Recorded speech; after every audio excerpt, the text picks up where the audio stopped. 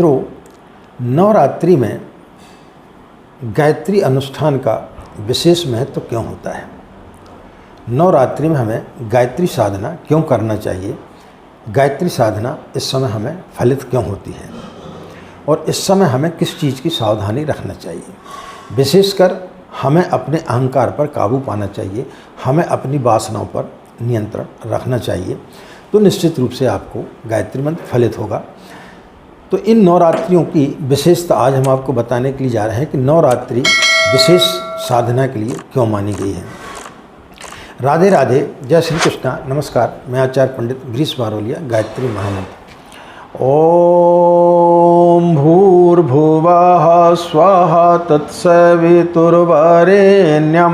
भर्गो देवस्य धीमहि धियो यो नः प्रचोदयात्। अखण्डमण्डलाकारं व्याप्तं येन चराचरं तत्पदं दर्शितं येन तस्मै श्रीगुरवे नमः। तस्मै श्रीगुरवे नमः। मित्रों, एक बहुत प्राचीन कथा है, आप लोगों ने सुनी होगी। एक साधु के पास में, उसके आश्रम में एक चूहिया रहा करती थी। धीरे धीरे वो चूहिया जो है उस साधु से घुल मिल गई। जब वो ध्यान करते तो वो कभी उसकी गोदी पे आकर बैठ जाती, कभी वहाँ पर घूमती रहती। एक दिन बिल्ली आई और बिल्ली उसको खाने के लिए दौड़ी। तो साधु को भी उस चूहे से लगा हो गया था, तो उसने उस चूहे को बिल्ला बना दिया, जंगली। उसको देख करके बिल्ली भाग गई। अब वो स्वच्छंद होकर के वहाँ पर विचरण करने लगा। कुछ दिनों के बाद में कुत्ते ने उसके ऊपर आक्रमण किया, तो उस साधु ने उसे चीता बना दिया। फिर वह निश्चित होकर के विचरण करने लगा।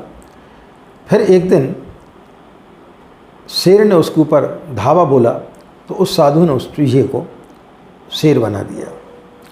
जैसे शेर बनाया तो वह चूहिया भूल गई कि इस साधु ने मेरे को चूहिया से शेर बनाया है। जैसे वो उसको खाने के लिए दौड़ा तो उस साधु ने उसको पुनः चूहिया बना दिया, पुनः मूछ को भव। मित्रों, जब हम गायत्री की साधना करते हैं और थोड़ी सी भी यदि हमारे अंदर कुछ शक्तियाँ आ जाती हैं तो हम उनका दुरुपयोग करना प्रारंभ कर देते हैं और फिर हम भूल जाते हैं कि क्या हमारे पास में उतनी शक्ति है कि हम किसी को चूहिया को शेर बना दें। और जब वो हमें स्वयं को जब हमारे ऊपर आक्रमण कर दे, तब फिर क्या हम उसे पुनः शेर से चूहिया बना सकते हैं? तो इन 9 दिनों में गायत्री कि जब हम साधना करते हैं नवरात्रि में, जो कि एक विशेष शक्ति का पर्व होता है। हमारे देश में हमारे ऋषि मुनियों ने कई प्रकार के त्यौहार बनाए हैं। हर माह किसी न किसी प्रकार का कोई न कोई त्यौहार आता है। एकादशी आता है, प्रदोष व्रत आता है, उनका रविवार का व्रत करना चाहिए, गुरुवार का व्रत करना, पूरे 7 दिन किसी न किसी देवता के लिए रहते हैं। अमावस्या, पूर्णिमा, ये प्रति माह कुछ ना कुछ चलता रहता है। लेकिन इसके बाद कुछ ऐसा समय आता है, उस समय पर यदि आप साधना करते हैं तो निश्चित रूप से वो साधना आपकी कई गुना फलित होती है। उसी में आता है नवरात्रि की साधना। जब हम गायत्री की दैनिक साधना करते हैं तो दैनिक साधना में व्यक्ति जो दिन भर में किसी प्रकार के कोई भी पाप करता है, पाप कर्म करता है, उनका क्षय होता है। लेकिन इन 6 माह में हमसे किसी प्रकार की कोई गलतियां हो जाती, किसी प्रकार का कोई पाप हो जाता है, तब फिर इन 9 दिनों में विशेष रूप से उनका क्षय करने के लिए हमें साधना करना पड़ती है। यह एक बहुत ही अद्भुत समय होता है। जिस प्रकार से कि यदि कोई आपातकाल समय आ जाए तो आपातकाल समय में आप क्या काम करेंगे? आपको यदि कहीं बाहर जाना है तो आप बाहर नहीं जाएंगे। आपको नींद आ रही है और आपके घर में आग लग जाए तो क्या आप सो पाएंगे? या आप बोलेंगे कि हम तो भाई घूमने जा रहे हैं, हम तो घूमने जाएंगे? ऐसा नहीं हो सकता। तो ये आपातकाल का समय होता है।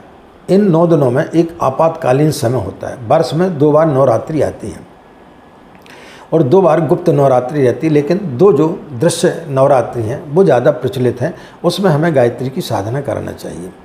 तो ये जो समय होता है ये आपातकालीन समय होता है, और आपातकालीन में किसी प्रकार का कोई भी जब हम कार्य करते हैं किसी विशेष प्रयोजन के लिए, इसमें विशेष प्रयोजन के लिए जब हम साधना करते हैं तो वो साधना हमारी कई गुना ज़्यादा फलित होती है।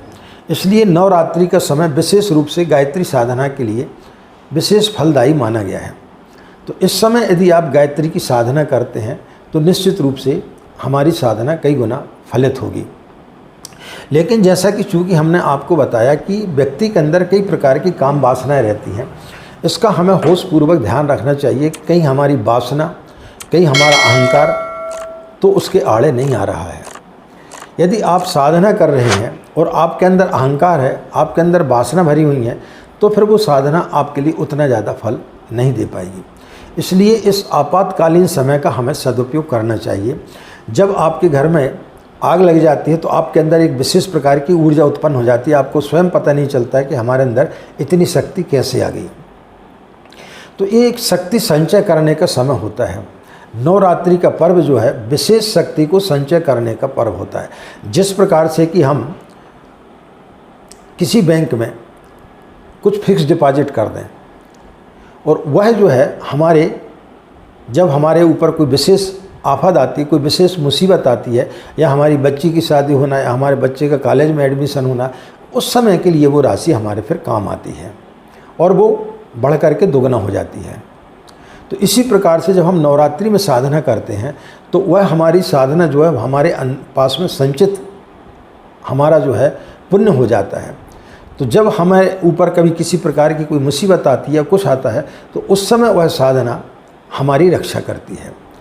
तो इस समय में की गई साधना विशेष रूप से ज़्यादा फलित होती है, बशर्ते कि आप अपनी वासनाओं पर नियंत्रण रखें। तो मित्रों, यह जो समय होता है यह बहुत ही अद्भुत समय होता है। नवरात्रि का पर्व 2 ऋतुओं का मिलन होता है, 2 ऋतुओं का संगम होता है। हमारे संस्कृति में जहाँ 2 चीज़ों का मिलन होता है, जैसे समुद्र और नदियों का मिलन होता है, उसे हम गंगा सागर बोलते हैं। जहाँ गंगा जाकर के समुद्र से मिलती है या जहाँ नदियाँ मिलती है उसको हम संगम बोलते हैं। 2 नदियों का मिलन जहाँ होता है, संगम होता है, वो पवित्र स्थान माना जाता है, वहाँ पर मेले इत्यादि लगते हैं। इसी प्रकार से जब 2 ऋतुओं का मिलन होता है, यानी सर्दी का आगमन होता है और गर्मी की समाप्ति होती है, जिसको हम सर्दी नवरात्रि बोलते हैं। दूसरी नवरात्रि होती है चैत्र नवरात्रि, जिसमें सर्दी का जो समय है वो समाप्त होता है और गर्मी का आगमन होता है, यानी 2 ऋतुओं का मिलन होता है। ये 9 दिन जो है पृथ्वी रजस्वला रहती है। तो इन 9 दिनों में विशेष प्रकार की ऊर्जा हमें मिलती है। इस ऊर्जा का यदि हम लाभ उठाते हैं तो निश्चित रूप से आपकी साधना आपके लिए काफ़ी फलदायी रहेगी। तो इन 9 दिनों में हमें गायत्री अनुष्ठान निश्चित रूप से करना चाहिए और उसका लाभ हमें लेना चाहिए। इन्हीं कामनाओं के साथ में कि आपका दिन मंगलमय हो, आप लोग खुश रहें, मस्त रहें, माँ गायत्री की असीम कृपा इसी प्रकार आप लोग पर बनी रहे।